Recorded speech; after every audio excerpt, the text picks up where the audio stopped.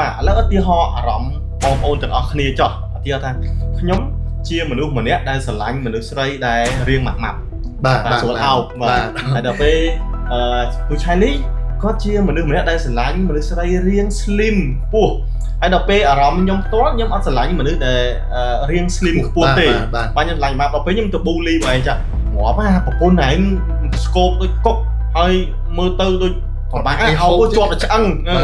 ដល់ពេលពូឆៃលីមក bully ខ្ញុំវិញងាប់ប្រពន្ធឯងស្ពត់ដូចជ្រូកហើយខ្ញុំចង់សួរថាអញ្ចេះអាពាក្យ bully របស់ពួកយើងហ្នឹងតើវាចំណេញអីគេដល់ខ្លួនឯងសេចក្តីថ្លៃថ្នូររបស់យើងបាទក៏ដូចជាចំណេះដឹងហើយនឹងការយល់ដឹងរបស់យើងគឺមានកម្រិតដល់ពេលដែលយើងធ្វើអារឿងហ្នឹងទៅវាអត់មានអីចំណេញទេបាទមានតែការបង្ហាញជាមួយនឹងកម្រិតនៃចំណេះដឹងរបស់យើងមានកម្រិតហើយតិចថាយើងទៅនិយាយអញ្ចឹងហើយគេគ្រប់គ្នាមកសរសើរថាយើងនឹងជាមនុស្សមានចំណេះដឹងអីគ្មានអ្នកណាសរសើរទេហើយផ្សេងពីនេះទៀតផ្ទុយពីនឹងទៀតប្រសិនបើបាទប្រទេសជិតខាងដែលគេមើលឃើញអា comment ជេរគ្នាក្រោមរូបភាពក្រោមនេះទាំងអស់នេះដែលគេឃើញគេវាយតម្លៃទាំងជាតិសាសន៍របស់យើងទៀតបាទគេវាយតម្លៃថាម៉េចងាប់ជាតិសាសន៍នេះ